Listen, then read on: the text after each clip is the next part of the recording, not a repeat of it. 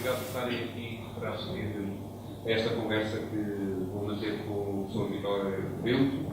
O meu nome é Pedro Tadeu, sou jornalista do Diário Notícias e esta conversa vem a propósito do livro Economia, Moral e Política, publicado já em 2011 pela Fundação Francisco Manuel dos Santos, onde este nosso convidado faz um pequeno ensaio, são 100 páginas, mas que tenta explicar como é que a economia funciona com regras científicas e regras morais e como é que a ação política dos Estados e da comunidade pode fazer com que as coisas andem mais para um lado ou mais para o outro. A ideia com que eu fiquei no final é que há um certo susto da parte do autor em relação à realidade que estamos a encontrar por falta de padrões morais. Ou seja, na parte final do livro, caracteriza a crise económica, a crise financeira que explodiu nos últimos anos e dá-se conta que a economia perdeu, de certa forma, um guia moral, porque as sociedades deixaram de ter o guia moral da religião e que não há um padrão moral comum que faça com que algumas coisas não aconteçam. E isto leva-me a suscitar uma pergunta que não está esclarecida no livro e que é uma curiosidade pessoal, mas que eu posso achar que, de certa maneira, irá explicar depois uma boa parte das teses aqui apresentadas. O professor Vítor Bento é um homem religioso? Naquele sentido tradicional do termo, portanto, de quem tem um envolvimento com uma religião particular, não sou. Portanto, não tenho nenhuma atividade religiosa, nem tenho nenhuma preocupação profunda com a religião. Portanto, é uma matéria com a qual não tenho nenhum relacionamento muito próximo. Mas reconheço, de facto, que a religião tem uma importância importante como guia das sociedades. Teve, ao longo da história, uma importância como guia das sociedades. Aliás... E, portanto, porque é que era importante para a economia? Não, porque, aliás, quer dizer, se bem, todos nós somos mais religiosos do que aquilo que nós, em geral, se assume. Todos nós temos mais comportamentos religiosos do que aquilo que em geral se assume. Porque todos nós atuamos muito mais com base na fé do que aquilo que admitimos. Mas muito mais, quer dizer, a maior parte das decisões dos nossos comportamentos são mais baseados na fé do que na razão. Você provavelmente nunca foi à Austrália, porque não? Não, nunca fui à Austrália. Mas acredita que a Austrália existe? Acredito. Pois, também acredito que não andam de pernas para o ar. Exatamente, mas portanto, isso significa que portanto, há um elemento, você acredita porque há um conjunto de plausibilidades que o leva a acreditar nisso, mas portanto, não funda a sua vida apenas naquilo que você conhece ou naquilo que testemunha diretamente. E, portanto, mas isto acontece em muitas outras coisas da vida. Depois, também, mesmo ao nível de promessas de salvação, se for ver, uma boa parte da política é uma visão religiosa, umas mais do que outras, e que tem os padrões típicos das religiões normais, chamemos-lhe assim, desde a promessa de um paraíso, só que o paraíso normalmente é na Terra, mas para se chegar ao paraíso é preciso sofrer durante uns tempos, porque o mundo é impuro e, portanto, é preciso passar por um processo de sofrimento para ganhar o acesso, portanto, a esse tal paraíso. E tem um livro, normalmente há também um livro que é o guia dessa atividade política, e tem um profeta dominante, por exemplo, se quiser o marxismo, ou o Marx, com o Capital, com a promessa, no fundo, da sociedade todos iguais e tudo mais. É um exemplo claro de uma chamada religião laica. Para a cultura que nos é dominante, será a Bíblia, os ensinamentos da Bíblia, e para ter aqui ao assunto do livro, o não roubarás, o não serás ganancioso, não está a funcionar. É isso que quer dizer?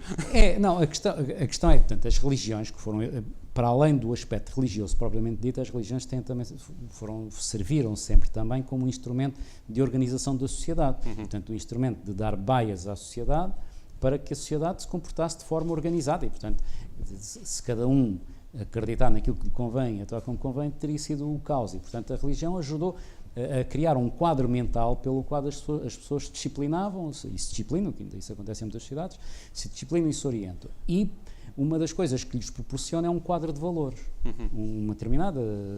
um conjunto de comportamentos, desde os 10 mandamentos da Bíblia até, enfim, muitas outras, no caso da religião muçulmana, com a Sharia, portanto, que atribui um conjunto de princípios orientadores, que normalmente esses princípios orientadores da vida foram destilados pela própria vida, isto é, quando se chegou àquele quadro de valores é porque aquilo foi demonstrado ser fundamental para que a sociedade funcionasse em moldes... E o que identifica aqui neste livro é que no século XX isto perde-se. Exatamente, mas e portanto, agora, a vantagem, se quiser, que esses quadros de valores tinham era que, acreditando-se que eram otorgados por uma autoridade superior, isso levava à aceitação generalizada dessa hierarquia de valores. Portanto, essa hierarquia era indisputada.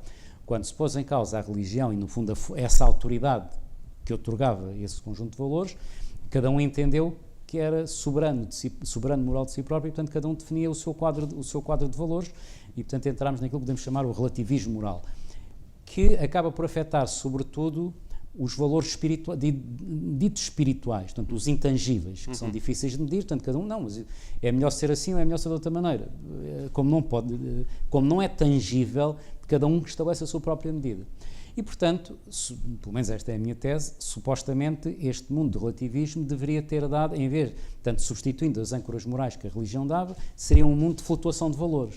Só que aquilo que, do meu ponto de vista, foi imprevisto, que é o que normalmente acontece em quase todas as planificações, o resultado é sempre dominado pelas consequências não desejadas, o que aconteceu é que o valor que acabou por dominar a existência é o único valor tangível, que é aquele que se pode medir. E qual é o valor tangível? É a riqueza material. E, portanto, esse acabou por ser o elemento que predominou. Portanto, o valor moral é a posse de bens. A avaliação que a sociedade faz de quem tem sucesso e quem não tem sucesso. Porque quando os valores intangíveis prevaleciam, ter sucesso não era necessariamente ser rico ou ter muitos valores materiais. Acreditava-se que alguém que tinha uma vida parcimoniosa, mas que era um exemplo... A modéstia era um valor, e hoje não é. Uns acham que sim, os outros não, e portanto aquilo que acaba por prevalecer é no fundo a riqueza material. Quer dizer é que nem todos partilham os mesmos valores, claro. E portanto a visão é diversificada e o único valor comum é a posse. Aquilo que todos acabam por reconhecer e aceitar é a posse. Porque aquilo que orienta muitos comportamentos da sociedade é aquilo que eu chamo de moralidade social. E o que é a moralidade social? Em qualquer comunidade, essa comunidade tem um conjunto de valores porque se orienta e cria incentivos ou penalidades para as pessoas se ajustarem a esses comportamentos. Isto é, quem se comporta de acordo com o quadro de valores que a sociedade reconhece, a sociedade atribui-lhe o reconhecimento, portanto, valoriza-o. Todos gostamos do Cristiano Ronaldo, porque o Cristiano Ronaldo tem sucesso na sua área, não apenas por ser rico, mas porque é um jogador, portanto, tem essa excelência. E, portanto, a sociedade encoraja comportamentos nessa ordem. E os comportamentos que a sociedade acha que são desfasados com os seus valores, aplica-lhe a censura moral. Ora bem, o que nós temos verificado é que o reconhecimento social vai, sobretudo, para a posse material. Tem vindo mais para a posse material do que para os valores intangíveis. E isso está na base de alguns dos problemas que estamos a viver. Isso tem, obviamente, então, isso tem consequências. Explique-me, partindo quase no princípio do livro, há aqui uma frase que eu gostei muito, aliás, uma definição que eu gostei muito, que é de Neville Keynes, da economia positiva e da arte económica. Não quero explicar aqui o que é isso, assim, em breves palavras, que no fundo creio que sustenta depois todo o desenvolvimento que o livro tem a seguir. Claro, quer dizer, a teoria, portanto, a economia, digamos, do ponto de vista conceptual, podemos dividi-la em 2 ou 3 partes. Ele dividia em 3 partes, mas podemos, enfim, uma que é a teoria propriamente dita. E a teoria... Que é, digamos, a ciência, a ciência pura, não é? Ou melhor, é a ciência positiva, se quiser, que é constituída por teorias. Nós chamamos de teoria económica, ou geral, como substantivo coletivo, mas que compreende várias teorias. E aí, no fundo, uma teoria está certa ou está errada quando representa melhor os comportamentos na sociedade. Isto é, uma determinada teoria que diz que as pessoas se comportam desta maneira e depois nós devemos na prática que as pessoas se comportam dessa maneira, de alguma forma, isso, portanto, considera-se que essa teoria é válida para explicar a realidade e aí aplica-se o mesmo princípio para as ciências naturais, utilizando o critério de Popper, é que todas as teorias são verdadeiras até serem falsificadas. E, portanto, para ser ciência têm que ser falsificáveis, isto é, tem que ser possível serem contestáveis, e há umas enfim, que são contestadas e surge uma nova teoria que se adequa melhor à explicação dos fenómenos que é suposto explicar e, portanto, elimina a outra. Portanto, uma grande parte da física newtoniana foi substituída pela física do Einstein, portanto, que era mais abrangente nas explicações que dava. Na teoria a mesma coisa, na economia a mesma coisa. Portanto, há teorias que em determinada altura se aplicam e depois aparece uma teoria mais perfeita que se adequa melhor à realidade. Eu tenho para mim, no fundo, aquilo que a teoria económica explica é o comportamento humano ligado às decisões da economia, da vida das pessoas ligadas com a economia. E que esse comportamento humano, no fundo, é orientado pelos tais valores. Portanto, as teorias que melhor se adequam são aquelas que estão mais conformes com a moralidade vigente numa determinada ocasião. Por vezes, a própria mudança de moralidade pode alterar a teoria económica. Pode alterar a teoria económica. Não alterará 180 graus, mas pode alterar 10 ou 20 graus, que é o suficiente para uma teoria ficar mais ajustada do que outra. Depois há a parte da aplicação prática, quer dizer, nós depois, quando atuamos sobre a realidade, tem a ver com a economia aplicada, na forma mais política, que é a política económica, que é aplicar os conhecimentos dessa teoria para orientar a ação da comunidade, portanto, pôr em prática, e aí os resultados umas vezes saem bem, outras vezes saem mal, porque o número de variáveis sobre os quais nós podemos atuar é infinitamente menor do que o número de variáveis sobre os quais nós não conseguimos atuar.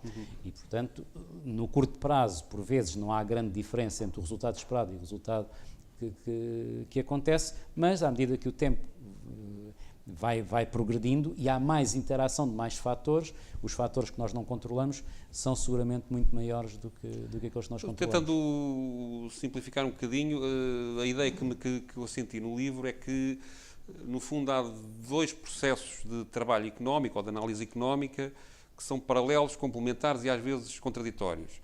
Um meramente mecânico, ou matemático, ou estatístico, em que como eu hei de obter o máximo lucro nesta empresa? Faz-se a conta e há um projeto. Como é que eu hei de fazer que o Estado tenha um PIB superior? Baralha-se lá uma folha de cálculo qualquer e obtém-se uma previsão.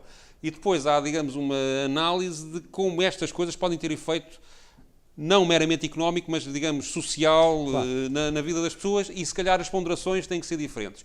A pergunta que eu lhe faço, claro que eu estou a falar de uma forma simplificada para tentar chegar às pessoas, e eu próprio também, claro. Não sou propriamente um académico, portanto, se calhar, não, mas no fundo, parece que há aqui um combate entre o objetivo frio do cientista económico e algum coração do também cientista económico, mas que quer guiar-se por outros padrões. Isto é compatível? É contraditório? É impossível compatibilizar? Digamos, quem pode regular isto? Vejamos, há vários planos. Quer dizer, sim. A pergunta é muito abrangente e pode ter resposta múltipla. Começando, enfim, pela parte talvez mais simples, que é, portanto, a nossa ação sobre a sociedade, tanto dos políticos ou dos empresários, ou seja, do que for, sobre a sociedade, obviamente que há o fito desejável da eficiência, portanto, primeiro vamos definir a economia, porque se calhar é mais fácil. Se nós tivermos uma definição da economia, uma definição muito simples da economia, a economia é a arte ou a ciência, como queiram chamar, de conciliar aspirações ilimitadas com recursos finitos, com recursos escassos. Portanto, tem um conjunto de ambições, enfim, que é ilimitado, mas os recursos que existem apenas conseguem satisfazer um conjunto finito de aspirações ou necessidades. E, portanto, a economia é a eficiência económica é aquilo que procura satisfazer o máximo de necessidades ou aspirações com os tais recursos limitados. Isto dito desta maneira, obviamente que a eficiência é sempre boa, porque exatamente a eficiência procura gerar o mais possível, e portanto gerar o mais possível, em princípio, beneficia toda a gente. Só que isto a forma de chegar a esse resultado interage com processos distributivos, com processos de produção, com por exemplo, pode cavar diferenças de sociedade. E aí nem todos os valores são estritamente económicos, isto é, a sociedade pode entender, juízo moral, pode entender, enfim, que o custo que possa ter que pagar por ter uma desigualdade social demasiado grande é um custo inaceitável para o benefício de criar, de satisfazer o máximo de necessidades. Pode estar disposta a sacrificar a satisfação de algumas necessidades para manter, enfim, uma igualdade maior ou uma desigualdade menor entre as pessoas. O Portanto, livro é que várias vezes compara a economia com situações da medicina, o que é um é bom isso, exemplo, eu depois ia a isso. Depois, além disso, há outros, que era outro plano, que é a interação, se quiser, da economia propriamente com a moral. No fundo, a economia é uma ciência do comportamento humano, da mesma forma que a moral é uma ciência do comportamento humano. Enquanto a economia é uma ciência que lida com as necessidades e com os recursos, a moral lida com os valores. Portanto, a economia, quando muito explica o que é, como é, a moral explica o que deve ser e como deve ser. E aqui, por vezes, há conflitualidade. Um dos erros que muitas vezes é cometido é interpretar-se uma frase do Adam Smith, no seu livro da Riqueza das Nações. Adam Smith é considerado o pai da economia. Da economia liberal. Não é exatamente... Enfim, porque a economia provavelmente só existe a economia de mercado, enquanto ciência só se aplica à economia de mercado. Portanto, mas o Adam Smith é considerado o pai da economia. E ele há uma frase que ele diz mais ou menos que não é da boa vontade do cervejeiro nem do padeiro que eu tenho o meu almoço na mesa, é do seu interesse egoísta ou do seu interesse na maximização da sua utilidade que ele cria aquelas coisas que ele depois precisa. E há quem interprete isto dizendo que, portanto, o objetivo da atividade económica é a maximização do lucro. O que é verdade, mas não é toda a verdade. Porque nós para compreendermos o pensamento de Adam Smith temos que compreender tudo o que ele escreveu para além dessa frase. E o Adam Smith, entre outras coisas, era um professor de moral, até porque nessa altura a economia era ensinada nas cadeiras de moral, era uma extensão, porque era uma ciência do comportamento humano, a extensão da moral. E um dos livros importantes dele é a Teoria dos Sentimentos Morais. E nós por aí vimos que ele, no fundo, considerava que um cidadão que se comportava adequadamente era um cidadão que se preocupava com o próximo, que tinha um comportamento reto, que era honesto, que era isto e que era aquilo. O que nos permite dizer, ou pelo menos me permite a mim dizer, que a ilação que nós podemos tirar do Adam Smith é que o objetivo da atividade económica é a maximização do lucro, respeitando as regras morais e legais que tenham que ser cumpridas, portanto, que é a restrição. E aqui é que muitas vezes há uma componente de conflitualidade. E aqui é que entra a história dos valores. Isto é, se de repente a sociedade começar a desvalorizar digamos, a honestidade, a parcimónia, etc., o gestor sente-se menos preso a esses valores e, portanto, começa a esticar mais a tal maximização do lucro, desprezando o que possa provocar enfim, nos desvalores que levam por desprezar. Ou seja, vou ver ao início da conversa, se a moral comum, que é mais partilhada por todos, é que quanto mais rico melhor, mais as desigualdades acontecem. Exatamente. E um dos pontos que isto gera é que se a sociedade for tolerante, no fundo, com os comportamentos desviantes, cria-se um incentivo para os comportamentos desviantes. E uma coisa que se vê e que se viu, enfim, ao longo do último boom que aconteceu, é que o gestor que transgride tem mais sucesso do que o gestor que não transgride, porque tem melhor resultado, e como tem melhor resultado, depois é recompensado pelo seu resultado. Aquele que foge aos impostos, aquele que engana o cliente, exatamente, aquele que... E, portanto, isso cria uma centrifugação dos gestores que possam ter mais preocupações éticas. Portanto, porque por ter essas preocupações tem um resultado material pior, mas como a sociedade não valoriza aquilo porque ele se preocupou, ele acaba por ser centrifugado e acaba por se criar uma seleção em que os melhores gestores são os que têm valores morais mais frágeis. Portanto, aliás, o crime compensa. De certa forma.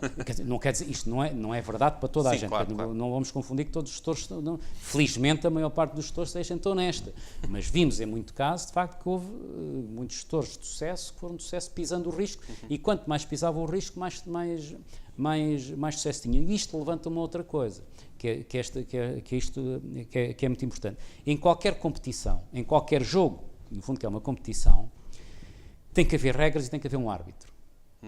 Se não houver um árbitro, o jogador que tenha o padrão moral mais baixo tem uma vantagem competitiva. Imagina um jogo de boxe. Portanto, no jogo de boxe não se podem dar golpes abaixo da cintura. Se não houver árbitro, ou se estiver desatento, o jogador que der o golpe abaixo da cintura tem uma vantagem competitiva. Claro. Apanha o adversário desprevenido, dá-lhe um golpe que o pode inutilizar. E, portanto, continuando a não haver arbitragem, rapidamente qualquer competição se transforma numa competição pelo rebaixamento do padrão moral. Porque a resposta do outro jogador vai ter que ser baixar o padrão moral. Se quiser um exemplo, veja o resultado que deu a concorrência nas televisões. O resultado que deu em termos da programação. É um bom exemplo do que é a competição pelo rebaixamento do padrão moral. Quando eu dizia há pouco que comparava às vezes situações económicas e práticas económicas ou problemas da economia com a medicina, eu lembro-me de um exemplo que me parece, não é um exemplo do livro, mas veio-me à cabeça uma situação que me parece comparável com algumas decisões económicas, que é a questão dos doentes terminais. E quando às vezes a medicina tem capacidade científica de prolongar a vida indefinidamente de uma pessoa que está com uma doença terminal, mas muitas vezes a ética quase que o obriga a que separe o tratamento porque aquilo já é humanamente insuportável. Na economia, no fundo, muitas vezes há este tipo de situação que é, em tese, é possível obter mais lucros, mais rendimentos ou mais riqueza para um determinado grupo de pessoas, mas pode ser fatal para a sociedade se isso seguir assim. Não, claro. Quer dizer, nós temos que separar aquilo que são os ensinamentos da ciência propriamente dita daquilo que é a sua aplicação. A sua aplicação tem que ser feita enquadrada por valores. Aquilo que é a aplicação, isto é, todo o comportamento humano é enquadrável por valores. E os exemplos, aliás, que eu dou no livro, por exemplo, no caso da medicina. Na medicina, diz que se você espetar uma faca no coração, que a pessoa morre. Sim. Isto não diz que as pessoas devam espetar facas no coração dos outros. Quer dizer, é um comportamento a evitar. A única coisa que diz é que se espetar uma faca, a pessoa morre. E, portanto, isto ajuda a orientar a escolha moral, que é, se não quer matar o outro, não deve espetar facas no coração. Da mesma forma, portanto, a economia, por exemplo, também uma teoria económica dirá que as pessoas, quanto mais os impostos sobem, tanto mais as pessoas tendem a fugir aos impostos. Isto é uma constatação prática, portanto, observando a realidade é isto que acontece. Mas isto não diz que as pessoas devem fugir aos impostos. Portanto, não se retira da teoria em si uma ilação moral. Quando muito retira-se se essa teoria é válida, retira-se é que a moralidade subjacente da sociedade é mais frágil do que deveria ser. Sim, senhor. Somos governados por que economia? A positiva ou a moral? A meramente científica, a meramente estatística, a meramente matemática, ou, apesar de tudo, a moral ainda prevalece? Quer dizer, todo o comportamento humano é orientado, é moralmente orientado. Isso é a grande diferença. Ou, reformulando a pergunta, a moral existente é satisfatória? Isso aí depende de nós todos, quer dizer, porque, no fundo, a moralidade ou os valores da sociedade no fundo, são o conjunto de valores que supostamente devem orientar a sociedade no sentido de permitir a maior felicidade possível. É óbvio que há conjuntos de valores que favorecem mais a obtenção da felicidade do que outros. E, portanto, isso há sempre uma tensão permanente entre uns valores e outros. É preciso, no fundo, que a sociedade estabeleça, portanto, a tal... E aí, quer dizer, o papel que a religião, de alguma forma, tinha, é que tinha automaticamente um sistema sancionatório associado a isso, inclusivamente, e aliás isto é o postulado que leva Kant, no fundo, a postular a existência de Deus. Portanto, Kant era religioso, mas como era muito racionalista, preocupava-se em racionalizar tudo, nomeadamente a própria existência de Deus.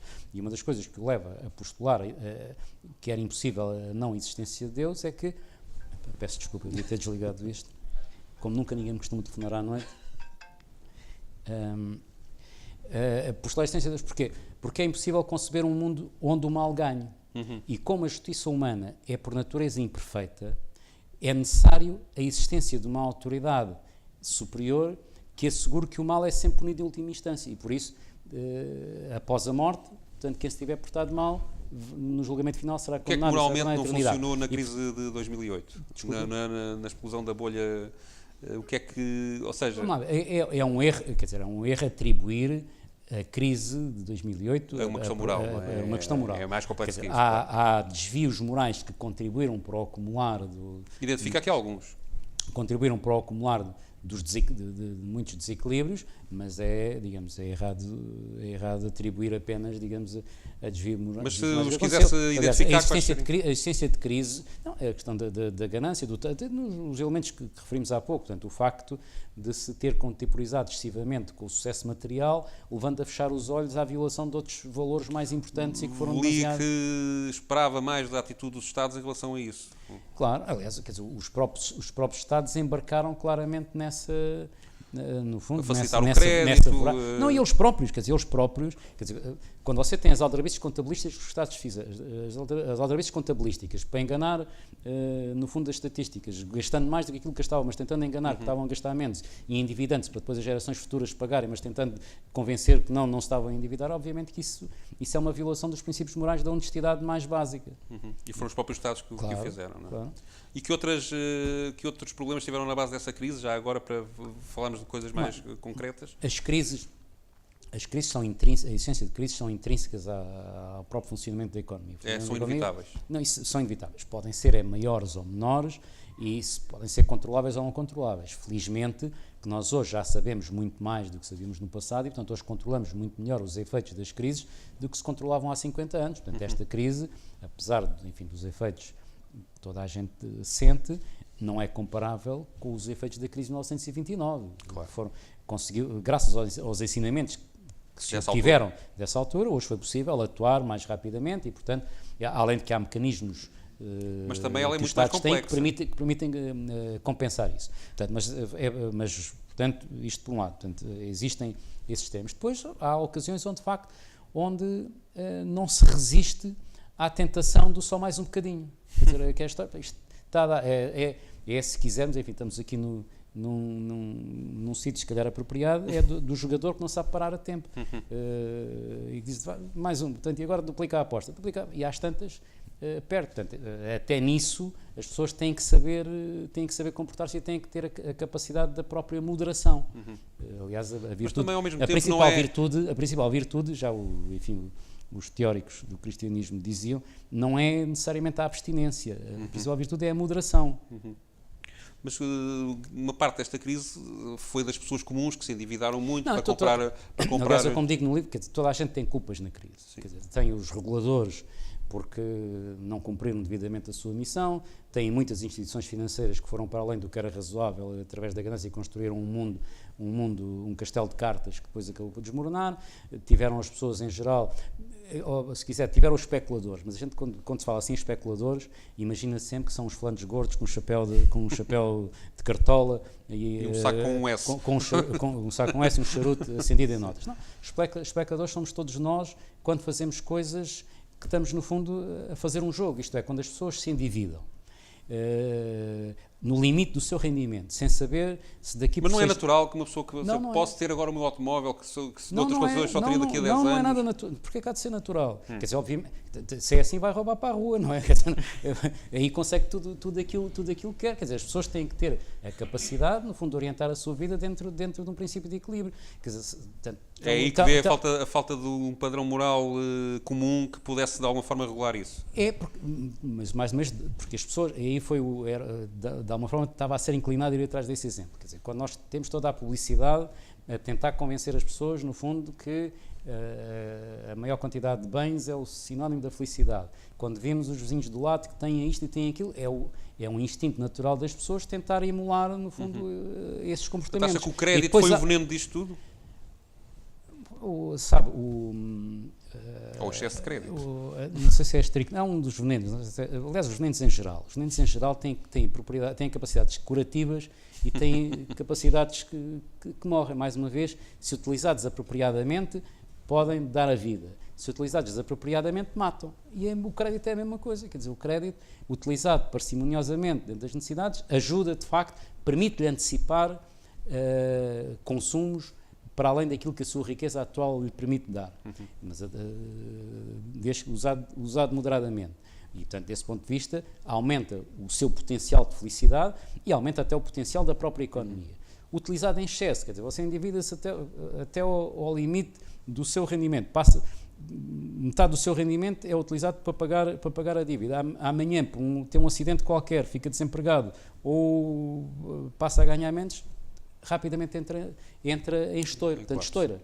E, portanto, isso foi uma imprudência da parte de Mas quem para além fez destas questões, vá lá, morais, de facto há também algo que, digamos, do ponto de vista de bater uma simples conta de merceeiro, parece não bater certo neste sistema económico, porque quando se vê a circulação de dinheiro em ativos financeiros no mundo, com várias dezenas de valores acima dos PIBs dos países, da riqueza que os países conseguem criar, aqui alguma coisa não bate certo. É verdade, é verdade. É pura ciência aqui já, não é? É pura matemática, ou não?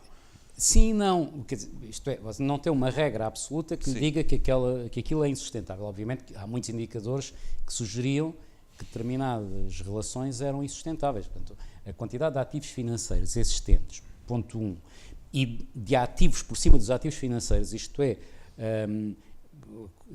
como que um castelo de cartas criado em cima de uma base de riqueza.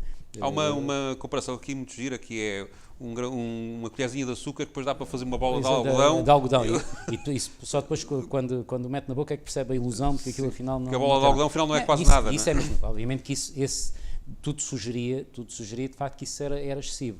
Mas aí acontecem duas coisas. Uma, há aquela componente da fé. Lá está mais uma vez a fé. Isto dá mais um bocadinho, isto deu até aqui, vai dar mais um bocadinho. Vai dar mais. Portanto, toda a gente continua à espera de que o movimento continue imparável. Depois, do ponto de vista dos reguladores, há um problema que é também humano e que nós temos que compreender, que é, se você rebenta o balão rebenta-lhe na sua cara. E, portanto, a responsabilidade de rebentar o balão é sua. Não era o balão que estava cheio demais, foi você que pôs lá o alfinete.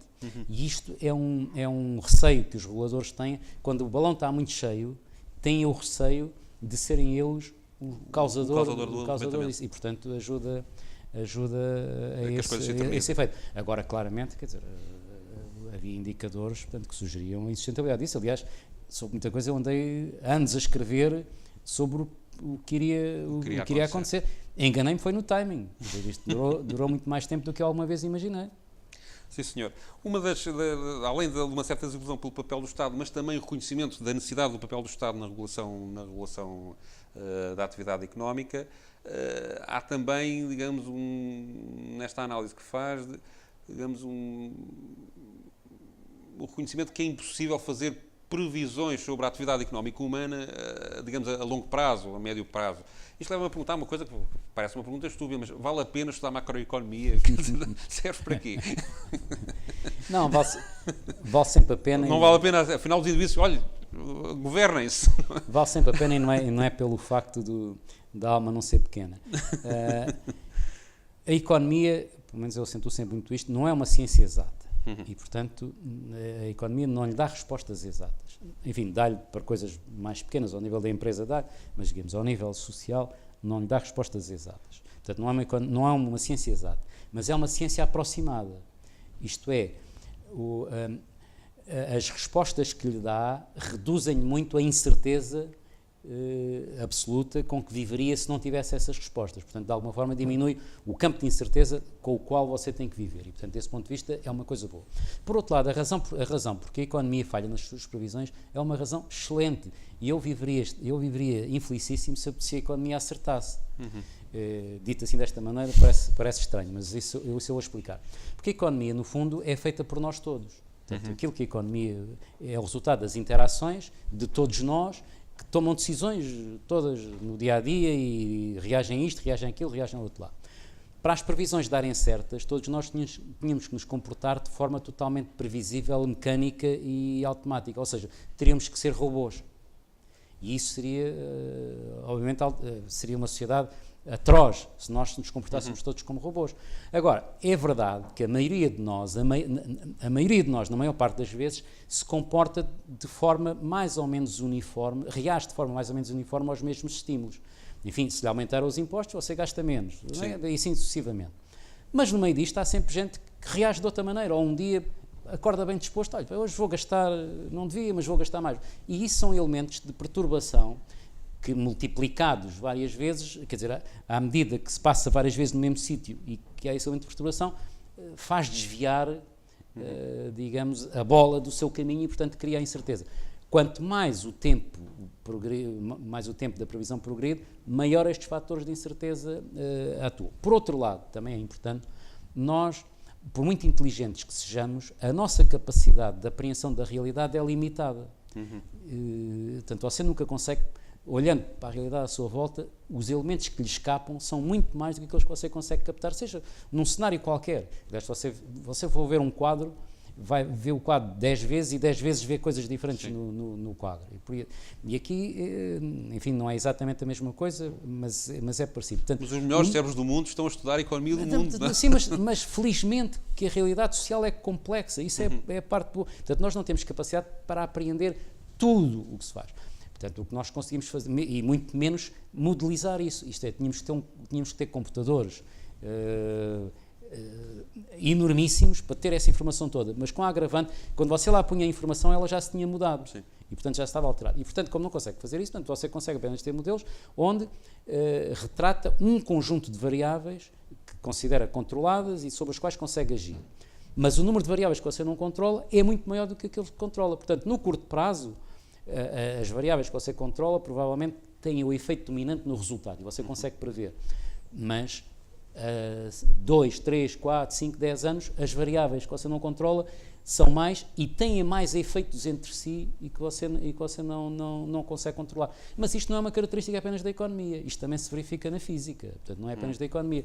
Na física, portanto, há um exemplo, eu não sei, se estiver aqui, enfim, algum físico corrigir-me-á, não consigo reproduzir exatamente, mas a história é mais ou menos assim. Portanto, imagina uma mesa de snooker e você tenta, faz uma jogada, portanto sai com a bola, dá uma determinada pancada na bola e supostamente a bola há de fazer não sei quantas carambolas. Se der com suficiente força, portanto, imaginemos que vai dar 9. E aquilo vai dar uma série de carambolas. Sabendo o impacto da força, sabendo o ângulo, você consegue prever exatamente 2, 3 carambolas. Mas depois, para chegar à nona, já precisa de saber o posicionamento das pessoas que estão à volta da mesa. Porque a força da gravidade que atua. Sim. E para chegar, já não sei, para ir à 40ª carambola, tem que saber a posição dos astros no universo, na galáxia. Portanto, é a mesma coisa. Isto é, no curto prazo, que aqui é no imediato, as variáveis relevantes é apenas o taco, o peso da bola e por aí adiante. À medida, enfim, que as interações se vão desenvolvendo, é preciso as variáveis que estão à volta. E quanto mais desenvolve a interação, mais é o número de variáveis que tem que ser integrado na previsão e que você não consegue ter, obviamente, e portanto não consegue fazer essa previsão e por isso continua a jogar snooker, se não deixava de jogar snooker porque era como o jogo do galo empata-se, quer dizer, o jogo do galo é sempre empatado, portanto não dá gozo de jogar. Mas o snooker não, há sempre hipótese de falhar. Pode-se falhar, sim senhor. Ao longo do livro, que repito, é um livro sobre economia, moral e política, eu consigo ter a intuição do seu padrão moral, mas ele nunca é expresso. Tenta, no fundo, fugir, digamos, tenta ser o isento de avaliação ideológica e moral, digamos assim.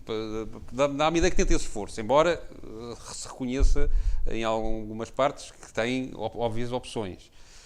E na vida que estamos essa não seria mais fácil dizer aos leitores qual era o seu padrão moral para eles compreenderem melhor o que se está a dizer? O que é aceitável ou não aceitável para si, naquilo que se está a passar na economia atual? Sim e não. Porque isso entramos já num campo que era quase de pregação moral. Não, e essa parte aí, quer dizer, enfim, é perigosa, chamemos-lhe assim, porque eu, desse ponto de vista, sou muito cristão, que é todos nós somos pecadores. Isto é, o facto de ter determinados valores morais não quer dizer que as pessoas, por vezes, não possam fazer a sua infração a esses próprios valores. E quando nós fazemos um enunciado tipo pregação de valores morais, está-se à espera que a pessoa todos os dias faça, enfim, aliás, cumprir as regras. Eu ainda há bocado vim de carro, nem sempre respeitei os 120. Deveria ter respeitado, porque a regra são os 120. E quem diz isso diz várias outras coisas, não é? E, portanto, o pregar é perigoso. Agora, quer dizer, os meus valores são os valores que eu julgo que provavelmente toda a gente nesta sala partilha. As pessoas devem ser honestas, as pessoas devem ser sérias. A questão não está no enunciado dos valores, a questão está no cumprir dos valores. E cumprir dominantemente, mesmo as pessoas, enfim, que falham os valores, o que conta é a frequência com que os falham e a extensão com que os falham. Aliás, deixa-me contar uma história que eu só conto aí também. Há um professor do MIT que fez, enfim, que estuda comportamentos, é uma área da economia, que é a área do comportamento das pessoas, e fez uns estudos interessantes, está na internet, para avaliar precisamente a questão dos padrões morais e o que é que contava, o que é que... Com estudantes, não é? Ele reuniu um grupo de exato, estudantes. com estudantes. E, portanto, ele chegou à conclusão que, basicamente, enfim, as pessoas em geral são sérias, mas toda a gente tem uma margem Obsede um bocadinho. E essa margem é maior ou menor. No seu caso é andar um bocadinho mais que 120 na autoestrada. Exatamente. Não, mas ele diz que, quer dizer, toda a gente, quer dizer, tem um padrão que gosta quando se levanta de manhã e se vê ao espelho, acha que é honesto. Toda a gente acha que é honesto. Mas toda a gente transgride. E o grau de transgressão é que é variável, e ele depois pôs-se a estudar os elementos que influenciavam esse grau de transgressão. E nas próprias sociedades. E isso tem a ver, portanto, com os tais graus da tolerância e da moralidade social. E isto, por acaso, são experiências muito, muito interessantes. E uma das coisas que ele fez, deixa eu ver se eu me consigo lembrar da mecânica toda. Por exemplo, uma das coisas que ele fez foi dividiu os alunos em dois grupos, portanto, são dois grupos de... aquilo basicamente, o teste é assim, distribuía uma folha para os alunos todos para fazer exercício de matemática. E tinham que resolver num determinado tempo, chegava a uma determinada altura, terminava o tempo, acabou, e depois perguntava aos alunos quantas é que tinham certo. E os alunos diziam, olha, acertei tantos, não sei. E aquilo que se constatou é que, em geral, todos aldrabavam. Todos diziam sempre que tinham mais. Mas, quer dizer, mas um fulano que tinha 7 certas não ia dizer que tinha 17. Dizia que tinha 8, dizia que tinha 9. Agora só mais um bocadinho. Exato. E, portanto, depois fez vários testes para ver o que é que influenciava esta extensão da transgressão. E fez, por exemplo, pôs dois grupos. Um grupo, antes de fazer o teste, citava os 10 mandamentos. Diz ele que salvo erro nenhum sobre os 10 mandamentos. Mas, enfim, citava os 10 mandamentos. E um outro grupo citava 10 livros que tivesse lido. No grupo que tinha citado os 10 mandamentos, não havia transgressão. Toda a gente... Havia uma reminiscência de valores morais. Não é mais... E o outro tinha tido uma regra de transgressão. A coisa é, isto é... outro exemplo é, outro exercício, é que punha um grupo, tinha que declarar que iria responder ao teste de acordo com o código de ética da universidade. Por acaso a universidade até nem tinha código de ética, mas eles faziam aquela declaração. E, portanto, estes grupos não aldrabavam. Ou seja, o facto da sociedade ter uma referência moral aceite levava a que toda a gente fosse mais exigente consigo própria. A outra não tinha e, portanto, tinham a transgressão. Outra coisa também que fez era uma cidade onde havia 2 universidades, portanto, pôs os alunos vestidos com as camisolas das universidades. E às tantas, portanto, há um que se levanta e diz, olha, eu já acabei. Então, em quantas é que... acertei tudo. Que, obviamente, estava claramente a aldrabar. E isso influenciava... E ele disse, então, está bem, pronto, ganhou, pode sair. Ele até acho que tinham uma remuneração, ou o que era. Pode sair, muito bem. E então, se a camisola, se os fulanos que estavam a preencher tinham a camisola do mesmo fulano, da mesma equipa, do fulano que tinha aldrabado, iam aldrabar. Porquê? Porque havia um mimetismo. Não, porque tinham percebido, quer dizer, ele fazia parte do seu grupo social e como não havia sancionamento, portanto achavam que a norma era aldrabar. Se ele pertencia a outra universidade, isso não influenciava o comportamento dos que tinham que... Isso quer dizer que em determinadas condições Exatamente. É possível, digamos, a humanidade funcionar de uma forma correta, é isso que quer dizer, não é? Não, exatamente, quer dizer, é preciso ter referência, portanto, estar a ter as referências morais, enfim, podia ser um código de ética, não era preciso ser os mandamentos, os próprios mandamentos, como digo, os alunos, mesmo não os conhecendo, em geral não os sabiam, mas sabiam que era um padrão moral e comportavam-se simplesmente. Portanto, depende do grau de tolerância que a própria sociedade tenha para a transgressão. Quanto mais tolerante a sociedade é com a transgressão, maior é o nível de transgressão que se verifica. Depois, se os elementos de referência da sociedade são transgressores, a transgressão aumenta. Se os elementos de referência da sociedade são bem comportados, o nível de bom comportamento, chamemos-lhe assim, também é maior. Outra coisa interessante, e desculpe já que falamos nisto, mas que esta parte também é interessante, é que tudo o que tem a ver com dinheiro, dinheiro propriamente dito, dinheiro materialmente dito, não é? A um grau de exigência maior. Portanto, as pessoas são mais cumpridoras quando os desvios envolvem dinheiro do que envolver outro tipo de bens. Por exemplo, a experiência que eu fazia lá nas comunidades dos estudantes, portanto, os alunos tinham as suas Coca-Colas no frigorífico e qualquer um levava as Coca-Colas. Mas se deixava 10 euros, ou 10 dólares, 10 dólares em cima da mesa, ninguém lhe roubava esses 10 dólares. Que, aliás, é aquilo que nós fazemos nas empresas. Por exemplo, e eu faço aqui o teste facilmente. Se alguém na vossa empresa roubar 50 euros, é uma bronca. De certeza que toda a gente acha que isso é um comportamento inaceitável e que essa pessoa deve ser punida, Sim, certo? Mas se a pessoa tirar fotocópias no valor de 50 euros para uso pessoal, as pessoas acham que isso é... Enfim, não é tão grave. Não é grave. No entanto, do ponto de vista material, tem exatamente o mesmo valor. É um roubo de 50 euros, para todos os efeitos. Analisa-me, digamos, a moral do crescimento económico, mas creio que só circunstancialmente fala da moral da distribuição da riqueza, ou estou a ser injusto? Não, eu, aliás, eu não falo provavelmente da moral. Por exemplo, o Papa Francisco passa a vida a falar disso, não é? Sim, mas isso...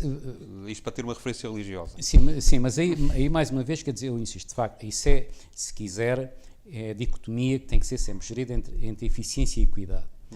A eficiência maximiza a criação de riqueza, mas nem sempre assegura que a riqueza é distribuída. Eu não digo da forma mais justa, porque isso implicava valorações, enfim, que levava agora tempo a explicar, mas enfim, da forma aceitável, mais aceitável. E, portanto, por exemplo, é aceitável moralmente ter 15% de desemprego em Portugal? Depende. Quer dizer, para termos um juízo moral, temos que ter um juízo sobre a ação. Se houve alguma ação deliberada para criar isso, essa ação é moralmente condenável. Se isso é o resultado, então faço-lhe a pergunta de outra forma mais compreensível. Se houver um terremoto e morrerem 10 mil pessoas, é moralmente justo? Mas isso não é uma ação humana. Mas aqui também pode não ser a ação de nenhum humano em particular. Pode ser o resultado de várias ações, nenhuma delas com a intencionalidade de provocar esse resultado, e pelo facto de depois interagir com os vários. Isto é só para dizer que essa não é a forma mais correta de pôr a questão do ponto de vista moral. Por isso é que eu digo, portanto, no caso da distribuição, portanto, isto é, que a sociedade considera não aceitável uma desigualdade demasiada. Mas essa desigualdade pode resultar do facto de nós somos desiguais por natureza. Há uns que gostam mais de trabalhar do que outros gostam de trabalhar, portanto, há uns que, se tiverem a sua horta, produz muito mais porque trabalha o dia todo, o outro não produz. Obviamente que isto ao fim não sei quantos anos, o que se dedicou muito mais a ter muito mais riqueza do que o outro. Portanto, não podemos aqui dizer que um se comportou moralmente de forma diferente do outro. Agora, a sociedade é que pode entender, bom, está bem, é verdade, mas coitado do outro, e portanto, e entende que deve haver uma distribuição do que produziu mais para o outro. Isto, portanto, são os tais valores de equidade. E, portanto, por vezes é preciso sacrificar a eficiência para atender à equidade e noutras ocasiões é preciso ser ser menos exigente na equidade para poder crescer mais. Porque se não crescermos, não criamos riqueza. E não criando riqueza, não há riqueza para distribuir. Portanto, é óbvio que é importante... Nós não crescemos ao longo dos últimos 20 anos muito... Se calhar Portugal em si não, mas a sociedade ocidental, Portugal em si não, a sociedade ocidental cresceu muito. A Europa e os Estados Unidos tiveram anos de crescimento fabulosos e, no entanto, em muitos países as sociedades não são propriamente justas do ponto de vista social. Mas quer dizer, ou seja, não foi só o crescimento, não foi o problema. Não são iguais. O justo, mais uma vez, o justo não é o qualificativo mais aplicável, porque, enfim, dei-lhe o exemplo de duas hortas em que um trabalha de sol a sol e, portanto, ao fim de 20 anos tem uma riqueza muito maior do que o outro que escolheu não trabalhar. E, portanto, nós não podemos dizer que houve uma injustiça de o outro ter trabalhado mais, não foi? Portanto, cada um teve a vida que escolheu. É claro que depois pode haver consequências dessas escolhas que, quer dizer, a pessoa não tem que ser condenada, se calhar, a morrer pelo facto de ter feito escolhas erradas. Quando eu digo justo é do ponto de vista de um grupo da sociedade enriqueceu muito e outro grupo que também participou, que também trabalhou, que também se empenhou, não enriqueceu tanto. Mas se quisesse pôr a questão de justiça, teria que pôr da seguinte forma: mas será que os fulanos que enriqueceram à custa do empobrecimento dos outros, ou os outros também enriqueceram, mas menos porque eles enriqueceram mais? Isto é, se o enriquecimento é um comboio que leva todas as carruagens, umas mais depressa do que as outras, ou se o enriquecimento é o resultado de uma guerra em que uns ganham à custa dos outros. Portanto, e que é preciso ver. O que, enfim, a experiência histórica mostra é que toda a gente ganha com o progresso, uns mais do que outros. Mas por isso mesmo é que insisto, por isso é que a determinada altura, quer dizer, há fases de crescimento muito acelerado, que em geral são geradores de desigualdades. E depois, politicamente, há uma intervenção do Estado no sentido de moderar essa desigualdade, obrigando a fazer a distribuição com impostos, que normalmente depois leva a um crescimento mais lento. E esse crescimento mais lento, ao fim de determinado tempo, leva a pôr em causa os próprios recursos para assegurar a distribuição. E aí alivia-se a pressão sobre a redistribuição e, portanto, deixa-se libertar mais as forças geradoras de crescimento para gerar mais riqueza e depois, se virem os ciclos políticos, são muito nesta base. Os ciclos políticos têm uns governos que são mais crescimentistas, são mais liberais, são mais aquilo que queiram chamar e que em geral estão associados, portanto, a maior crescimento. Depois, a seguir, tem que vir outro governo, enfim, que é mais distributivo, mas a seguir um governo mais distributivo, a seguir vai ter que vir outro, porque senão o mecanismo de criação de riqueza fica embutado. Há uma moral do próprio Estado que devia ser aplicada e não está, ou seja, independentemente da moral da sociedade, havia digamos ou pelo menos um código de ética do Estado que não é moral termos uma dívida de 132%, o Estado estar endividado dessa maneira. Não, é moralmente aceitável. Aí entramos, digamos, com outro conceito de justiça, que é o conceito de justiça intergeracional. Sim. Que é o facto das gerações seguintes irem pagar o que nós fazemos. É natural, digamos, que as gerações, enfim, que a sucessão de gerações haja uma componente de endividamento, porque também cada geração cria obra que depois lega Fala aqui que os Estados, no fundo, têm sempre dívida. Claro. Tem é que gerir com... Mas, portanto, cada geração cria sempre uma riqueza que depois deixa às gerações seguintes. Mas, é legítimo que crie também dívida que corresponde a essa riqueza. Se a dívida que cria é maior do que a riqueza que cria, está a transferir para as gerações seguintes um ónus de terem que pagar o nível de vida que esta geração teve. E isso de facto é injusto. Há uma ação determinada que tem consequências claras sobre terceiros e em que há uma distribuição do futuro a favor do presente. Mas não há um valor que se possa dizer, não, acima disto, depende da trajetória do crescimento da economia, depende da sustentabilidade, depende eu, de facto, quando cheguei ao fim do livro, fiquei convencido que a única solução que encontro, embora não explicite, é uma intuição minha, e voltando ao princípio da nossa conversa, era, no fundo, que conseguíssemos ter alguma forma de voltar a um padrão comum moral, ou pelo menos que abrangesse um maior número possível de pessoas, em que as leis, a moral da religião, que era a religião dos Estados no século XIX, e que deixou de ser, entretanto, pudesse ser aplicada. E que se isso não acontecer, que caminhamos para um precipício cujas consequências não podemos prever.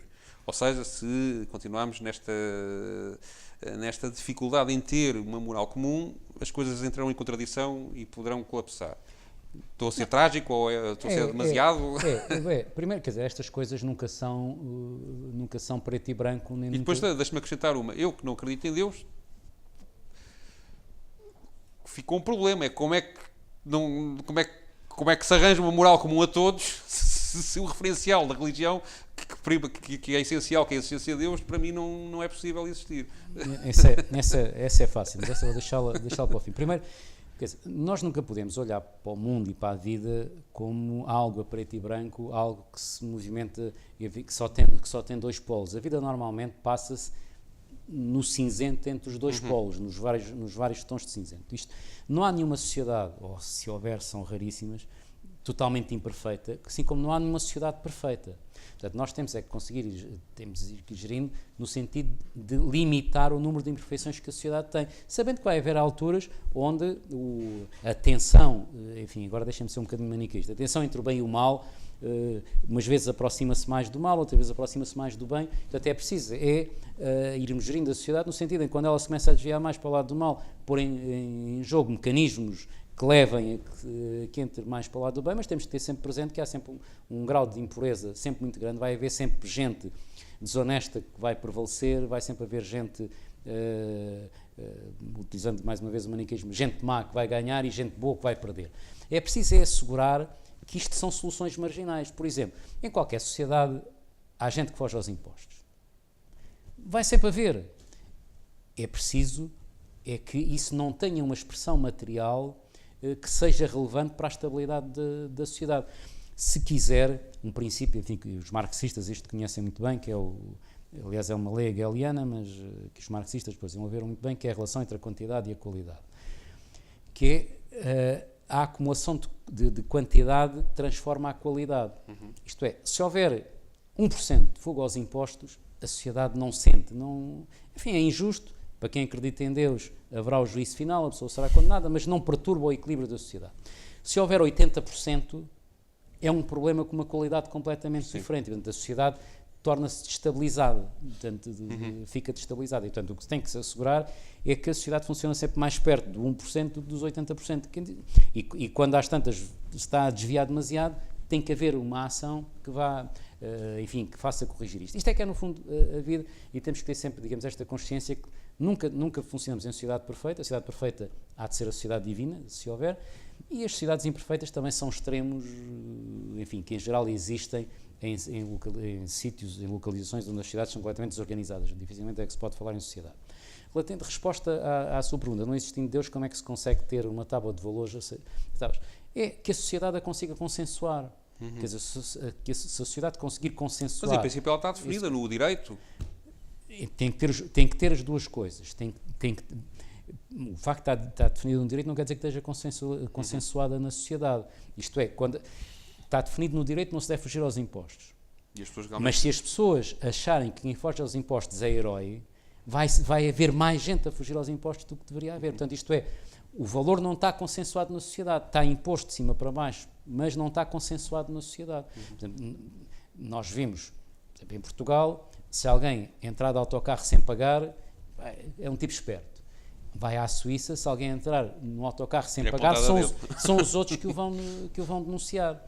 Porque nós achamos aqui, se denunciarmos, são bufos, são pidos, não seja o que for. Não, o denunciar naquele caso é exatamente estar a punir alguém que está a sacrificar a sociedade.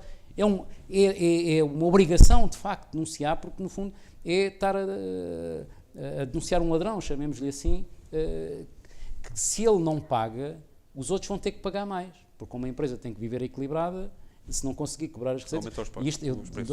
Eu, nos tempos em que eu morava na linha de Sintra, e portanto vinha todos os dias de comboio, havia um grupo, que é só ver, era da Maia, não pagavam os bilhetes de comboio. E, enfim, de vez em quando aquilo havia fiscalização. Também morei na linha de Sintra, nunca sei, também passei por isso. havia fiscalização, portanto, de vez em quando havia pessoas que eram apanhadas sem bilhete. E eles constituíam um fundo. E, portanto, se alguém fosse apanhado, esse fundo pagava. Se ninguém fosse apanhado ao fim do ano, fazia uma grande almoçarada. Obviamente, numa sociedade destas, esta sociedade não pode funcionar, é uma sociedade que está desequilibrada do ponto de vista dos valores que a moralidade social valoriza. E, portanto, é óbvio, ou é o Estado, ou são os contribuintes que têm que pagar a diferença, ou são os outros que pagam bilhetes que pagam a diferença. Portanto, falámos pouco de política, que também é uma das componentes deste livro, e acabámos, hoje é o dia seguinte... A política, se quiser, a economia é aplicada através da política. Sim. Como é que a política pode modificar a economia? Por exemplo, estes resultados eleitorais de ontem, em determinados países, dá a ideia que pode haver uma viragem política, por exemplo, em França, com a extrema-direita a poder-se candidatar ao poder, em Inglaterra, um país onde o partido que defende pelo menos um referendo para uma saída da União Europeia, tudo isto não pode criar fatores de alteração económica relevantes, ou de facto a ação dos indivíduos é independente disto e, portanto, acaba por, passado algum tempo de perturbação, as coisas equilibrarem-se por si só? Não é, porque o comportamento dos indivíduos obviamente é importante, mas tem que haver regulação. Mas tem que haver regulação em tudo. Eu, mais uma vez, dou um exemplo, que estas coisas com exemplos funcionam sempre melhor. Suponha, enfim, que vamos todos dar uma volta de barco, passar aí ao largo, e de repente... enfim, temos que ser mais e o barco tem que ser maior para isto fazer efeito, porque senão não faz. Mas enfim, conseguem imaginar mais ou menos a história. E de repente há uma vista qualquer, ou um animal, de um dos lados do barco.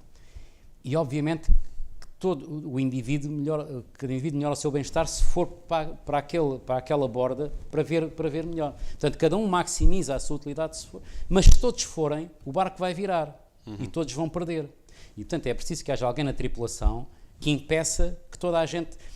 É claro que depois pode-se argumentar, mas o outro já lá está e eu não posso ir, está bem. Há um que é sacrificado, mas se não sacrificar aquele, o barco vai dar a volta e vão todos ao fundo. Portanto, tem que se estabelecer, é um mecanismo em que, então, o que se vai fazer é pôr as pessoas a circular. Portanto, não podes ficar aí parado, já viste, vais circulando e os outros vão entrando e assegura-se que o barco não vira. É isto o papel... E a tripulação da União Europeia está a gerir bem o barco? Muitas vezes, há barcos, quando são muito grandes, a tripulação não consegue ter a visão do barco toda. E, portanto, gera aos bocadinhos e não tendo a visão do barco toda, por exemplo, pode estar numa ponta e estar um iceberg na outra e ele não está a ver que está um iceberg daquele lado. Estão lá uns a gritar e ele se calhar não liga. Portanto, quer dizer, nestas coisas eu costumo dizer que eu sou um pessimista aberto à esperança, ou se quiser mais do que pessimista, eu sou um cético aberto à esperança, que eu acho sempre que é possível. Eu acredito que as pessoas em geral têm boas intenções. É claro que muitas vezes as boas intenções levam a más ações, mas que no geral, desde que devidamente informadas, que as pessoas vão acabar por encontrar as soluções adequadas. Muitas vezes funciona como o Churchill dizia dos americanos. Quando foi da Segunda Guerra Mundial, os americanos demoraram muito tempo a decidir-se a entrar na guerra e o Churchill estava a ficar aflito porque sem o auxílio dos americanos havia o risco dos aliados perderem a guerra na Europa. E ele,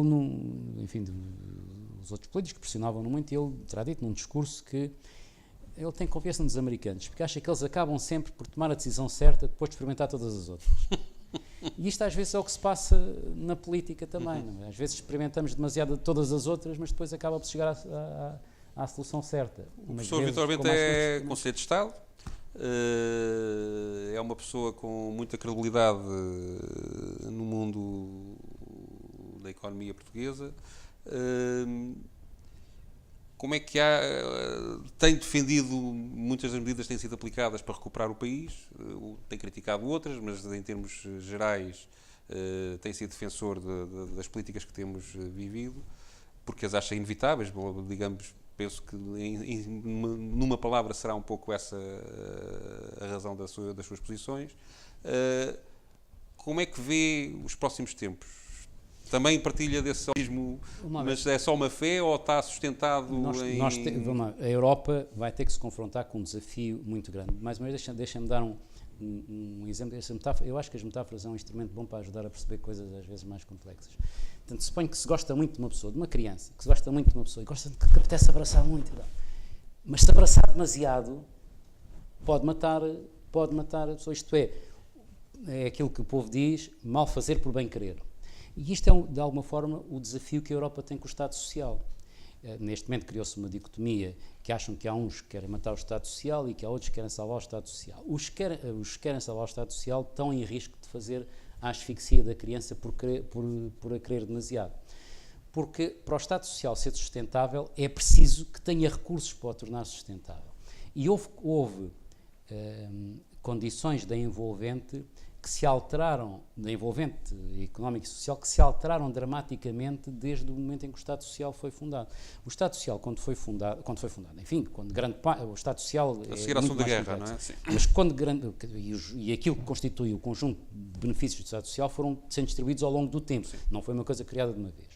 Mas houve dois grandes fatores que contribuíram muito para essa possibilidade de ir espalhando direitos. Uma e as pessoas apercebem-se pouco disto. Um dos grandes contribuintes para o Estado Social Europeu foram os Estados Unidos.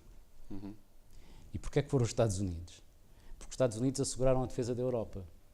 E, portanto, a Europa... libertaram essa despesa do Estado. Exatamente. Portanto, a Europa pôde, no fundo, viver este meio século todo sem se preocupar demasiado com a sua defesa, sem investir demasiado na sua defesa, porque tinha a defesa americana por trás. E, portanto, isso deu-lhe uma determinada margem para gastar. Os americanos hoje provavelmente estão menos interessados em defender a Europa, portanto a Europa vai ter que se valer por si própria, o que vai ter que repensar se cria meios de defesa ou não. Mas por outro lado, o período pós-guerra foi um período de expansão demográfica, em que as pessoas que iam entrando na vida eram muito mais do que aquelas que iam entrando no ocaso da vida. E, portanto, o número de contribuintes para sustentar um conjunto de beneficiários era muito maior do que o conjunto de beneficiários que iam entrando, enfim, como digo, no ocaso da vida, e, portanto, tinham as suas reformas, nomeadamente. Isto hoje também se alterou. Hoje, o número de nascimentos é menor até do que o número de mortes, portanto, significa que o número de contribuintes para o Estado Social vai sendo proporcionalmente menor do que o número de beneficiários, que ainda por cima, com o aumento da esperança de vida e entrando as pessoas na reforma ao mesmo tempo em que entravam antigamente, mas estão mais tempo, portanto a extensão do benefício é maior. Isto não é preciso ser economista para perceber que isto não estica, não dá. E, portanto, a sociedade tem que encontrar... Mas não aqui... é reformável esse... Não, mas, portanto, a sociedade tem que encontrar aqui um mecanismo de conciliar as possibilidades com as necessidades antes que estoure. E, portanto, o estourar significa, enfim... Mas, por outro lado, estourar terá que ser remendado. O Estado Social nunca vai acabar. Quer dizer, sim. faz de tal forma parte do aquis civilizacional da Europa que não vai acabar. Tem que ser ajustado às possibilidades que a sociedade tem. E é esse desafio que já estamos a viver e que se vai viver nos próximos... Portanto, durante muitos anos foi-se iludindo através do endividamento. Portanto, no fundo, distribuindo recursos por conta do futuro. Agora isso não é possível. Isso não é possível. Portanto, a sociedade vai ter que resolver esta sua diferença. Mas isto vai ser traumático, vai ser difícil. Precisamente porque implica alterar, ou uns vão ter que contribuir mais, ou outros vão ter que receber menos, e obviamente que isto vai ser uma luta de grupos de interesses, como é no bom sentido, como é natural, até que se consiga encontrar um equilíbrio. Isto entre vários desafios, mas este é um dos desafios... Mas este é o mais importante. Este é o mais importante. O outro é a integração da imigração também. Que justifica grande parte dos resultados eleitorais desta altura na Europa. Porque, exatamente, porque a partir do momento em que começa a haver, enfim... Que os próprios empregos começam a ser escassos, as pessoas começam instintivamente a reagir mais desfavoravelmente à diferença. Alguém quer fazer perguntas? Estamos disponíveis para isso. Faz favor. Deixa só chegar o microfone para ouvirmos todos. Ouvi-o com muito prazer, já o conhecia da televisão e tinha uma opinião muito positiva a seu respeito. E é lamentável que na sua conferência, na sua palestra, só estejam meia dúzia de pessoas. É tal crise de valores que falou. Olha, eu queria realçar três ou quatro pontos e vai esclarecer. Primeiro, gostei muito da sua tónica, uma das tónicas, no valor da necessidade de um elemento corretor do Estado a orientar e legalizar e pôr em ordem a economia, e não só a economia, todos os valores da sociedade. Porque o que aconteceu nesta nossa sociedade ocidental em geral, e particularmente neste país, sobretudo desde há 40 anos, sejamos francos, é que a liberdade tomou freios sem a contrapartida da necessária e corretiva autoridade. É a Declaração dos Direitos do país e ninguém fala nos deveres. A Declaração dos Direitos do Homem e do Cidadão, tão propalada, para ser corretamente entendida e estruturada, devia ser a Declaração dos Direitos e dos Deveres do Homem e do Cidadão. Portanto, o que acontece é que o homem livre, como é imperfeito, como o senhor disse, entrega a sua liberdade, passa da liberdade correta à libertinagem. É isso que estamos a acontecer. Bem, o segundo aspecto que eu, na realidade, valorizei muito, foi a sua incidência sobre a ética, sobre os valores morais, não só na economia, como na vida social em geral. Porque os valores morais, e digamos os valores morais só têm uma incidência profunda sobre a sociedade em valores espirituais, quer dizer, na crença num Deus, isso é que ao fim e ao cabo dá fundamento e força à ética, como a ética natural a pouco conduz, são fundamento de tudo. Se a pessoa pode ser muito rica, mas ser muito rica sem ética, pode ser um patife, pode ser um aventureiro, pode ser isto, por aquilo. O político, nós vemos a nossa classe política, quantos deles são eticamente pessoas desprezíveis? Dizemos tudo. E democraticamente, então, a aceitação. Quantos homens que nos governam meu Deus do céu, eu ia quase a dizer, não mereciam estar na prisão, pelo menos na prisão moral das Garietas Morais. Bem, portanto, quer dizer, achei extremamente interessante e acho que sem uma formulação ética profunda nós não vamos a sítio nenhum. Em terceiro lugar, devo-lhe dizer que é o calcanhar daqueles, digamos assim, na nossa civilização ocidental, europeia em particular, é a falta de valores morais e até religiosos. Este continente está apodrecendo positivamente, moralmente, está enriquecendo. E o senhor vê em situações agora na Ucrânia, por exemplo, há um aventureiro que toma conta daquilo, entra lá e a Europa não reage, faz meia dúzia de medidas avulsas, mas isto é em tudo, em todas as partes. Quem anda, por exemplo, lá por fora, eu conheço bastante bem a América do Sul, vi lá bastante, e, por exemplo, vejo aquela explosão de natalidade, que é excessiva, é tal libertinagem também, mas, e vejo esta Europa morrendo sobre o nosso país, vemos como esta sociedade, na realidade, a sociedade ocidental em geral, e a portuguesa em particular, que é um elemento mais fraco da nossa comunidade, está morrendo, está definhando. Eu vou dizer uma coisa ao Sr. Doutor que as pessoas não gostam de ouvir. Este país não está doente. Este país está em coma, está morrendo. E sabe porquê, Sr. Doutor? O Sr. Doutor sabe melhor que eu. Porque não há a substituição geracional. Quando eu era rapaz, quando era novo, só via mulheres com barrigas grandes. Isso é uma coisa anedótica, mas não é. Isso significa que havia gente, que havia população, que havia elementos produtivos. Hoje em dia, o senhor vai por aí, só vê velhos. Eu sou deles também. Só vê gente velha que não produz, que vive na reconstrução. Diz muito bem. O Estado Social, não é? Bem produtivo, as pessoas querem. Não é? Eu consegui esses direitos. Mas que direitos? Os direitos são função da situação que a gente vive. Numa situação de guerra não há direitos, não há isto. Eu, por exemplo, vivi em África muitos anos e naquela altura dizia-se que a África era domínio ao Timor. Mas tudo aquilo que eu lá tive, muitos milhares deles, perdeu com a situação e ninguém deita a mão. Portanto, a gente compreende. Hoje em dia o Estado Social é a mesma coisa. Hoje em dia somos um país de velhos. E se somos um país de velhos, não podemos ter essas garantias que toda essa gente quer ter. E depois havia uma pergunta do âmbito financeiro, mas eu já falei demais. Muito obrigado. Já agora o seu nome, se não se importa? Sim, senhor, Nuno Duarte. Pronto, muito obrigado pela sua intervenção. Mais alguém quer fazer alguma pergunta? Pôr alguma questão? Bom, então parece que estamos a encerrar esta conversa. Eu ia, enfim, tentar comentar aqui a intervenção do nosso Nuno Duarte. Primeira, quer dizer, eu acredito que é possível uma sociedade conseguir se organizar com valores sem terem que ser necessariamente de base religiosa. Acredito que é possível consensualizar dentro da sociedade e, aliás, nós temos as sociedades nórdicas funcionam, enfim, razoavelmente e têm hoje em dia uma base religiosa muito fraca. Portanto, é possível consensualizar. A tábua, a Declaração de Direitos Humanos das Nações Unidas, de alguma forma, é um conjunto de valores, podemos gostar, mas é um conjunto de valores que consegue ser consensualizado ao nível dos vários Estados e, portanto, que funciona como uma tábua de valores que, apesar de tudo, procura ser aplicada ao nível do mundo inteiro. O problema, enfim, que os direitos que vão sendo consignados legalmente têm, e disse muito bem, é a sua relação com os deveres. Todos os direitos têm deveres associados, isto é, os direitos são como uma moeda, têm duas faces, têm direitos e têm deveres. Só que os direitos primários da primeira geração, as obrigações que impõem são obrigações passivas.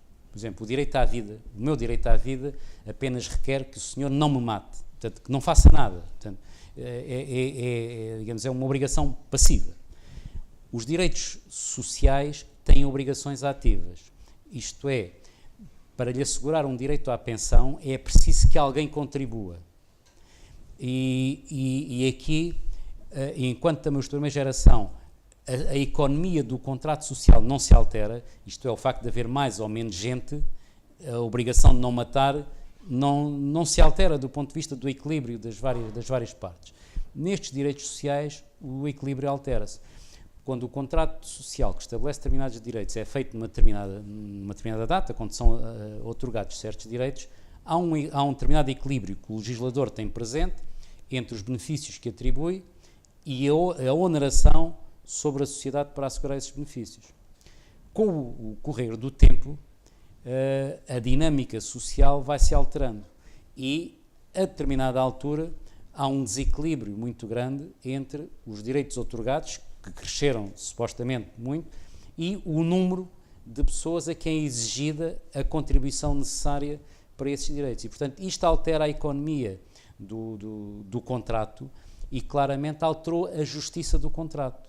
E isto requer, para que a justiça se mantenha, que de tempos a tempos o contrato seja revisto no sentido de reequilibrar a sua economia, que tem que passar ou por reconhecer que alguém tem que contribuir mais, ou que alguém tem que beneficiar menos, ou...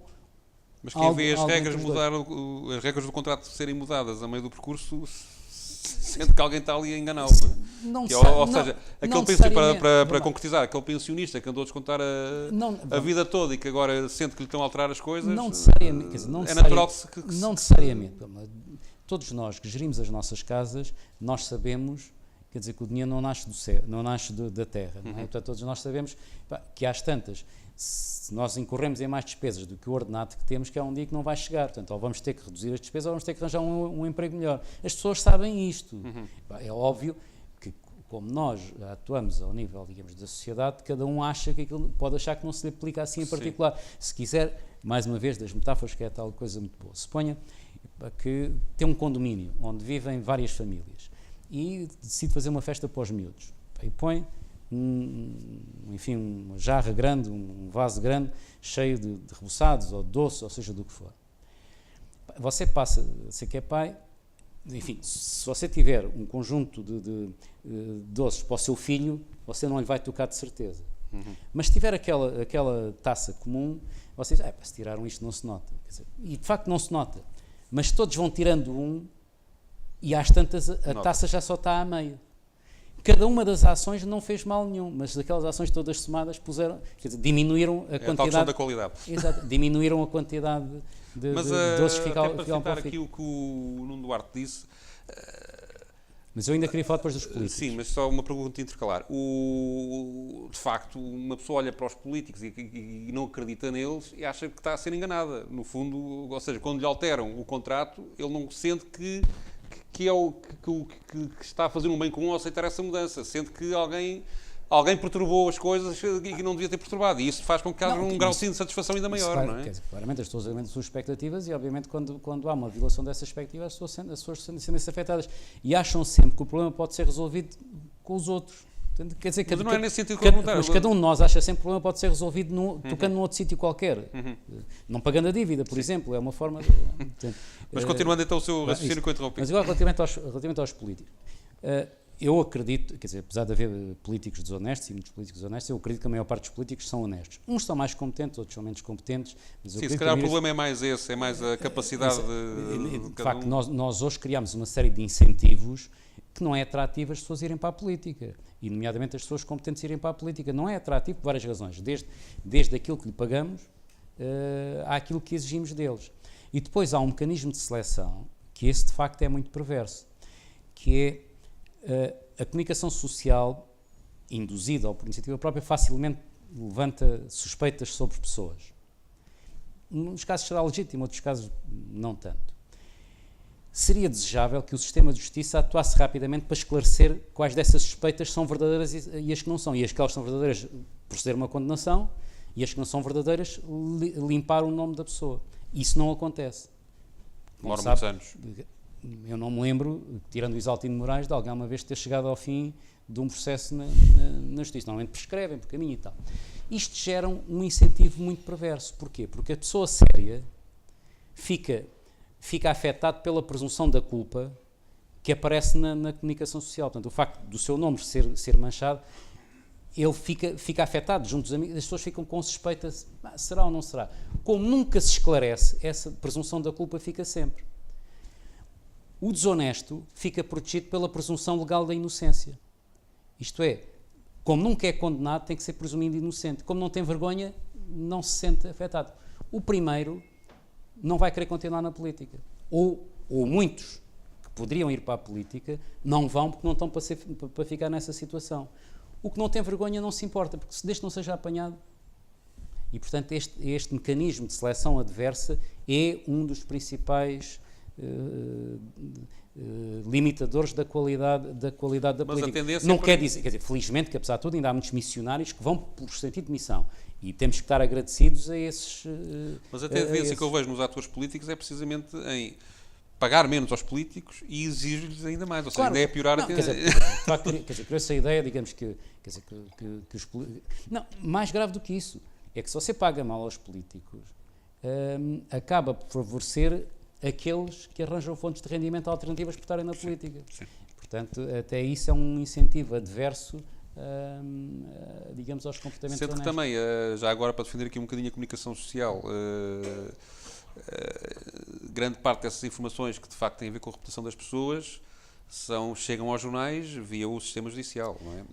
Que não consegue resolver as coisas em tribunais e acaba por passar essas informações. O ponto está, quer dizer, o sistema de justiça é que não funciona adequadamente é um dos maiores problemas do país. à resolução destes incentivos. Portanto, uma das formas de incentivar bons comportamentos é que o sistema de justiça seja célere a punir os maus comportamentos. Se o sistema de justiça não for célere a punir os maus comportamentos, as pessoas arriscam mais. Pode ser que não seja apanhado, ou se for, pode ser que prescreva. E, portanto, isto é um dos tais incentivos que favorece o nível de transgressão maior na sociedade. Uma forma de corrigir é melhorar o funcionamento do sistema de justiça, por um lado, e por outro lado, quer dizer, tornar as pessoas menos tolerantes. E aí tem havido progresso. Mais uma vez, com a história dos impostos. Há 10, 15 anos atrás, quem fugia aos impostos era herói. Hoje, quem foge aos impostos é olhado de lado por muita gente. Portanto, já há uma censura moral que limita essa fuga aos impostos. Portanto, isso já foi, e acho que isso é um progresso no sentido de, isto é, já há um valor social que tem uma aceitação mais generalizada, um valor moral que tem uma aceitação social mais generalizada. Mas essas transformações são demasiado lentas para a situação que vivemos, não é? Quer dizer, as coisas todas têm um tem ritmo. O seu timing. Exatamente, tem o seu timing. Roma em Pavia não se fez num dia, não é? Sim, senhor. Se mais alguém quiser fazer alguma pergunta, estou disponível. Se não, dou aqui por... Então vá lá. O Nuno Duarte volta... Claro. Alguém tem que falar, pelo menos, para animar a sessão. Olha, Sr. Doutor, primeiro que tudo, devo-lhe dizer, agora não toma mal, sobre o dos políticos, não é? Que coisa... É uma introduçãozinha. Acabou hoje ou ontem, ou qualquer coisa, a campanha para as europeias. Eu gostaria de perguntar a esses senhores, não só as cabeças de liça, meu amigo, o que é que o leva realmente a percorrer o país com esse fogo todo? É na realidade o bem do país, ou são os 20 mil euros mensais que você vai ganhar? Não são 20 mil euros. Não são 17 mil, mas nem são 12 mil. Eu não tinha que eram 17 mil, mas com as coisas todas parece que vai acima de tudo. Mas isto não interessa. Mas isso foi um pormenor. Eu queria perguntar ao Sr. Doutor o seguinte, nós vimos um dos grandes mal-estares que acontece em nosso país hoje em dia, é que as coisas são caras, quer dizer, as pessoas ganham pouco e as coisas são demasiado caras, que são da realidade. Se for a um médico, ele pede facilmente 100 euros ou 120 euros. Se for um advogado, a mesma coisa, não é? Já havia em oficinas de automóveis 50 euros a hora. Portanto, quer dizer, há uma disparidade real entre o que se ganha e o que se consegue e o que se tem. Ora bem, e a maneira como os economistas, sem ofensa pelo Sr. Doutor, e toda a gente pensa, não, para ganhar pouco vamos lhe dar mais dinheiro, aumentar os salários, etc. Só que o saco está vazio e esse dinheiro não vem da nossa produtividade, mas vem dos empréstimos que nos estão a onerar. O Sr. Doutor sabe melhor do que eu que aqueles empréstimos que o país fez no liberalismo, do Fontes Pereira de Melo, etc., só o Salazar nos anos 50 é que acabou de pagar. Não quer dizer que o Salazar fosse melhor que os outros, quer dizer, demorou 80 ou 90 anos a pagar. E agora aqueles empréstimos que o Sócrates fez e os outros por aí, quantos anos? Preparem-se os que têm netos para ver os seus netos a pagar.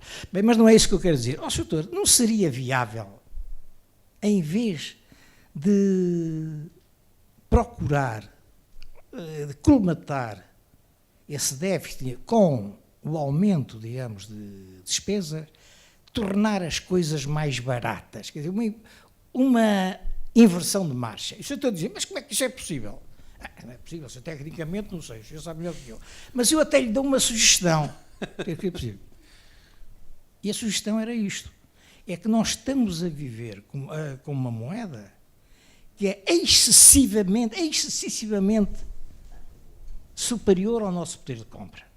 Um euro hoje vale, o que na minha 200 Está a defender a saída do euro? Não estou. Eu estou. É outra coisa muito simples. É que o euro, o valor facial, passe do que hoje tem para 1 cêntimo. E então quem ganha 1.000 euros por mês passaria a ganhar 100.000 euros. E o senhor diz, isso é a mesma coisa. Em valor absoluto é. Em valor relativo é completamente diferente.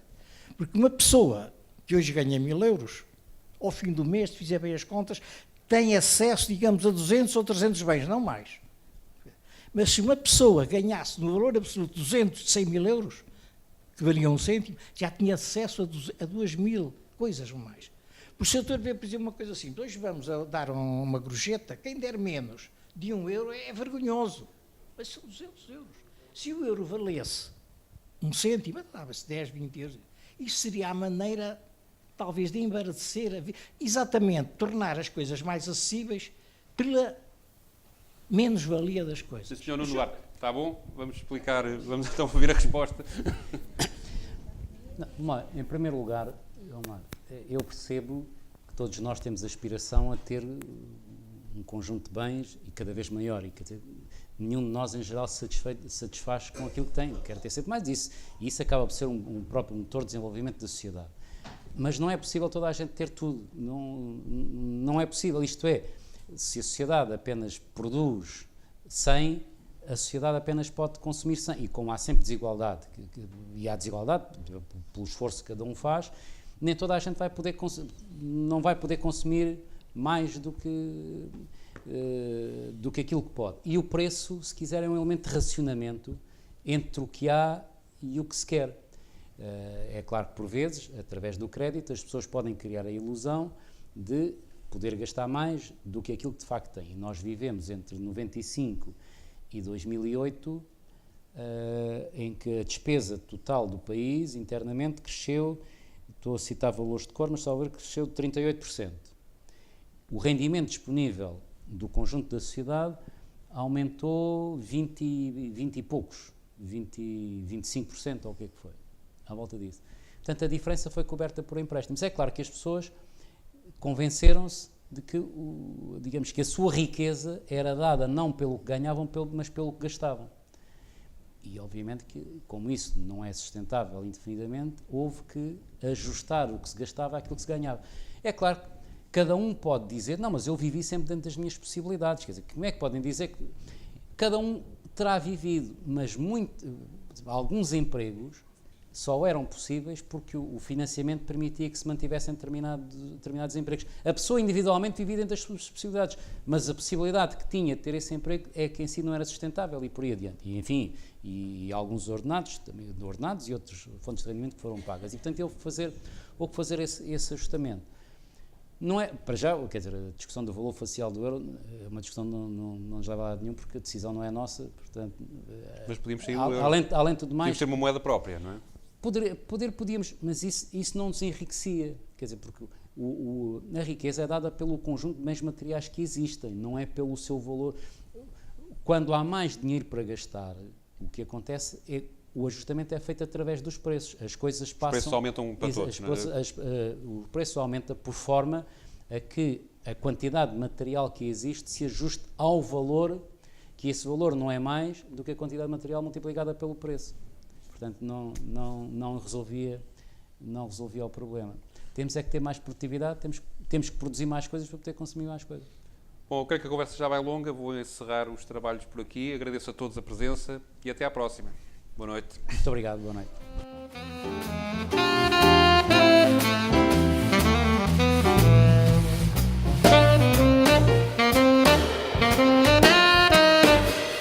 Obrigado.